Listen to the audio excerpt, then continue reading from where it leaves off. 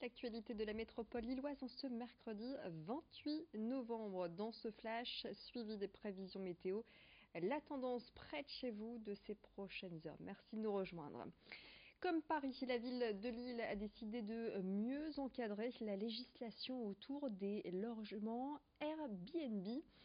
Et oui, dès le 1er janvier, les propriétaires qui louent leur logement devront s'enregistrer en mairie et la location sera limitée à 120 jours par an. Au-delà de ces 120 jours, un changement de statut sera nécessaire.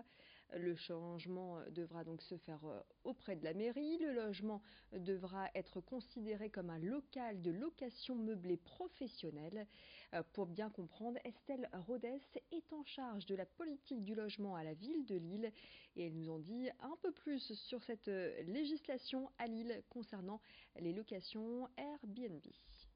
Nous ne sommes pas dans une volonté d'être complètement restrictif sur Airbnb. On sait que ça répond à la fois à un besoin économique parfois des propriétaires de pouvoir louer le logement qu'ils habitent pour pouvoir s'offrir des vacances ou même améliorer leur quotidien.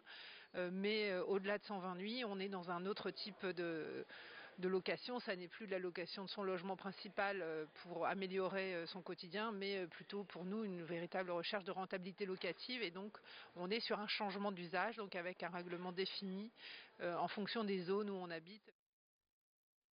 Et les propriétaires peuvent déjà se faire enregistrer auprès de la mairie de Lille. Des peupliers, des merisiers ou encore des chênes, la ville de Lille entame une série de plantations. Au total, ce sont 500 arbres compris dans le programme de la direction des parcs et jardins de la municipalité. L'idée étant de renforcer la végétation pour lutter contre la pollution et surtout pour favoriser les habitats naturels des animaux. Une première série de plantations a déjà été effectuée en début de semaine sur le boulevard Schumann, proche du périphérique. Demain, les bénévoles planteront du côté du faubourg de Béthune, au niveau de l'échangeur du CHR. Les précisions de Lise Dalleux, en charge de la nature en ville. On a aussi un passé, je vous le refais pas, industriel, qui fait qu'on a une ville très serrée au niveau urbanisme, minéralité, etc. Des maisons qui accueillaient finalement toute la main-d'œuvre alentour pour venir travailler dans les industries en cœur de ville du siècle dernier. Donc voilà, c'est une réalité avec laquelle on compose.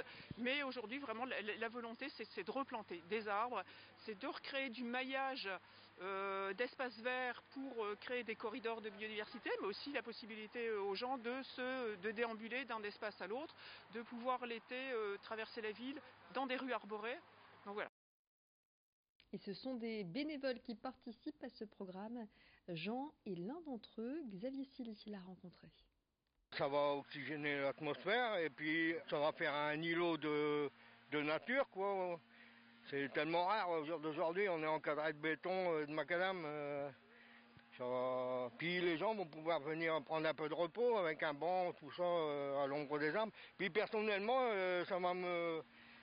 je vais mentionner ça à mes descendants, que j'ai planté ces arbres-là. C'est quelque chose de très important. Nous, en tant qu'agriculteurs, on a des arbres qui sont plusieurs fois centenaires. Et on y tient, c'est vraiment un trésor pour nous, quoi. À l'heure où les prix du carburant impulsent le mouvement des gilets jaunes, certains automobilistes se tournent vers le bioéthanol. Ce carburant à base d'alcool et de betterave coûte 60 centimes d'euros le litre. Du coup, il permet de faire des économies. D'autant plus que la région des Hauts-de-France a annoncé une aide au 1er janvier sur l'installation des boîtiers permettant aux véhicules essence de circuler au bioéthanol. Une aide à hauteur d'un tiers du prix. Dans les garages automobiles, les employés sont désormais formés à l'installation de ces boîtiers, un service qui coûte entre 700 et 1300 euros. De plus en plus de stations-service également proposent ce carburant, une solution envisageable pour les automobilistes qui enchaînent les kilomètres. Les explications de Sébastien Stahl, responsable de centre d'entretien et de réparation automobile. À la base, on pourrait penser qu'on vient juste changer le carburant. Mais ce n'est pas tout à fait ça qui se passe. On vient changer un calculateur du véhicule qui vient mesurer quelle est la teneur d'éthanol et d'essence qu'il y a dans votre véhicule. Parce que la particularité du bioéthanol aujourd'hui tel qu'il est utilisé, c'est que vous pouvez venir mettre du carburant normal, du super samplon 95 ou du 98, et puis à un moment venir mettre de l'éthanol. Donc vous aurez une partie de votre carburant, une partie de votre réservoir qui sera plein de 85 et une partie de votre carburant qui sera plein de samplon 95. Il va falloir qu'une sonde, ce qu'on appelle une sonde lambda, une sonde à oxygène, vienne mesurer la teneur, la richesse de votre carburant, et un calculateur va venir donner la combustion qui sera nécessaire au sein de votre véhicule. C'est un petit peu technique. ALM, le technicentre de la SNCF, est installé depuis 1873. Son rôle consiste à entretenir les trains. 26 000 mètres carrés vont ainsi être reconstruits en lieu et place d'anciennes installations. Le nouvel atelier se voudra plus moderne et permettra de réparer et entretenir TGV, TER et Transilien. Un nouveau process qui devrait également améliorer les conditions de travail des agents et permettre un gain de temps grâce à la robotisation. Jean-Paul Gomaris est le directeur de ce centre SNCF au micro de Lucille Berthe-Constant. Ce qui crée de l'emploi, c'est la charge de travail qu'on réalise, et notre objectif, c'est vraiment d'augmenter notre charge de travail de par la souplesse que va permettre cet atelier. Aujourd'hui, on ne répare que des TGV parce que notre système est organisé, nos locaux sont organisés pour réparer du TGV. Mais demain, avec ce nouveau bâtiment, on pourra réparer tout type de train. Je pense qu'on investit pour des dizaines et des dizaines d'années.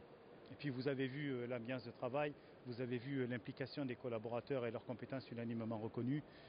Voilà, je pense qu'on s'appuie sur un terreau, si je puis m'exprimer ainsi, très solide. Voilà, et c'est la fin de cette édition lilloise. Dans la prochaine édition régionale, cette fois, on va parler d'une exposition de crèche, grande exposition du côté de Steenwerk.